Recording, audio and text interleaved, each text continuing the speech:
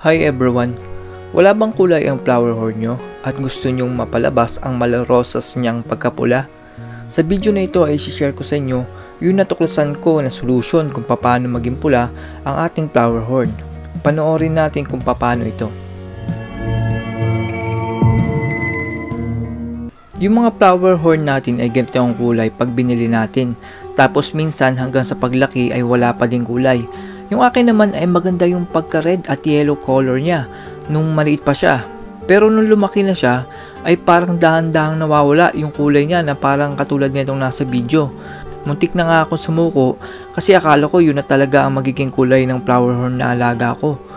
Pero na-discover ko itong tinatawag na chlorophyll red na inihahalo sa pagkain ng flower horn. After 1 week ay ganito na agad ang itsura niya. Kita nyo na lumaki agad yung pagkapula niya. Tapos after 1 month ay ganito na siya kapula. Natuwa talaga ako sa resulta kasi di ko akalain na yun lang pala ang kailangan para maging red ang kulay ng mga flower horn. Ipapakita ko sa inyo kung paano gamitin ang chlorophyll red. Ang chlorophyll red ay isang synthetic form ng astaxanthin. Yun ay isang red pigment na makikita sa halaman, algae at bakterya. Pinarasis ito ng mga tao para maging chlorophyll red powder. Pag binili siya sa online store, powder lang siya na nakalagay sa bote na yan. Tapos hahaluan nyo lang siya ng tubig at yun na, magiging red na malapot na siya tulad na nakikita nyo sa bote. So ganito yung paggamit ng chlorophyll red. Sa mga pellet na ibibigay nyo sa flower horn, ilagay nyo lang muna siya dyan sa lalagyanan. Itong gamit ko ngayon is itong Humpy Head. Mas maganda to sa mga flower horn kasi mas napapalaki palalo yung kanilang ulo. So ilalagay ko lang siya dito sa pangdurog ko ng mga pellet. Dati kasi nung maliliit pa yung mga flower horn ko, hindi nila kayang ubusin yung ganyang pellet. So ang ginagawa ko, dinudurog ko muna sila dito. So lalagyan lang natin siya ng chlorophyll red. So yung tamang dami lang. Mas maganda dito yung wag yung sobrahan yung chlorophyll red kasi kapag sobrang dami naman niya, hindi na ma-absorb yan ng mga pellet. Yung mga pellet naman kasi kapag nalagyan ng any water, i-absorb talaga nila yan. So lagyan nyo lang siya dyan tapos maghintay lang kayo ng mga 2 to 3 minutes. Ma-absorb na yung chlorophyll red netong mga pellet. Tapos saka na natin ipapakain yan sa ating mga flower horn. Pwede kayong gumamit ng ibang mga pellet pero para sa akin kasi parang ayaw ng flower horn ko nang hindi Humpy Head. Parang dinuduraan nila yung pellet kapag hindi Humpy Head yung pagkain. Ngayon na absorb na nitong ating pellet yung chlorophyll red, pwede na natin itong ipakain sa ating mga flower horn. Mapapansin nyo parang mas malalaki yung mga pellet compared to sa kanina. Mas maganda to kasi malalambot na yung mga pellet, madali na nilang kainin kasi kapag yung pellet siya na matigas, parang niluluwa pa niya tapos hindi pa niya nakakain. So tingnan nyo, pagkababa, kinakain agad yung flower horn. Meron akong dalawang flower horn dito. Ito yung isang golden base, tapos yung isa kampa siya pero parang may pagka-CZ din siya.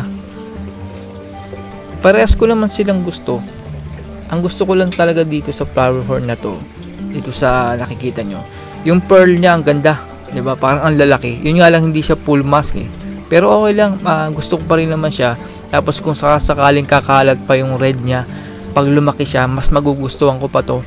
Yung golden base naman, nagustuhan ko siya kasi may pagka-yellow yung kalahati niya.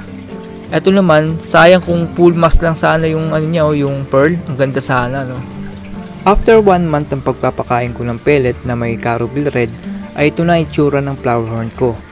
Ang laki ng pinagbago ng pagka-red niya at kitang-kita natin na kumakalat na yung red sa upper part ng kanyang katawan. Ang maganda pa dito ay pati yung buntot ng flower horn na ito ay nagkaroon din ng red. Dati kasi ay transparent lang ang kulay ng buntot niya, pero ngayon ay parang pamaypay na may kulay red na ang kulay ng dulo ng buntot niya. Ang goal ko ngayon ay sana mapakalat ko pa yung red niya sa ulo na may bukol. Kasi yung ulo niya ngayon ay color dark red. At sana sa mga susunod na linggo ay kumalat pa yung red color niya sa bukol. Pag ganun ang nangyari ay possible na magmukha na siyang red monkey flower horn na may lines at pearls. Ang astig nun pag ganun ang naging itsura niya. I-update ko kayo if kumalat yung pagka-red niya. Good thing nga pala na hindi ako sumuko dito sa flower horn ko na ito. Dahil ang ganda pala niya habang lumalaki. Laking tulong din pala ng heater sa flower horn ko na ito.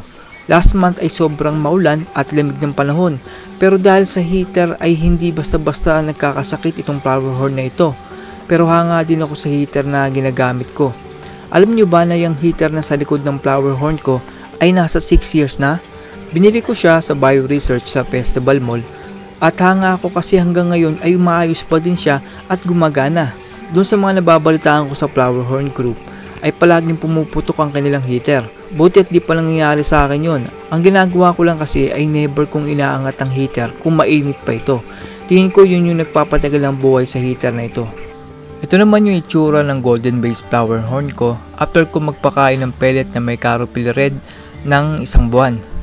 Nakikita nyo na lumalabas tayo yung red at yellow color na sobrang ganda. First time ko magkaroon ng ganitong flower horn. Matagal ko ng pangarap na magkaroon ng ganitong flower horn at sobrang natuwa ako dahil nabili ko na siya. Excited ako makita pag lumaki na siya kasi makikita ko yung magandang bukol niya.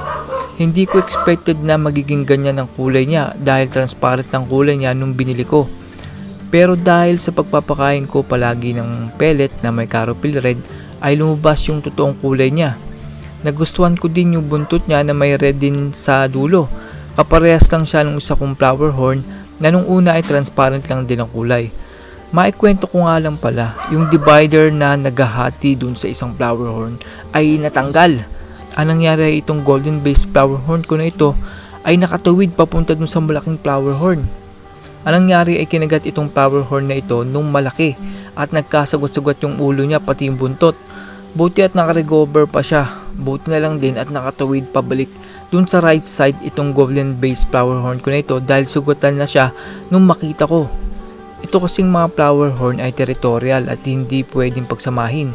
The moment na magsama sila ay talaga namang parang betta fish na hindi titigil hanggat hindi patay ang isa.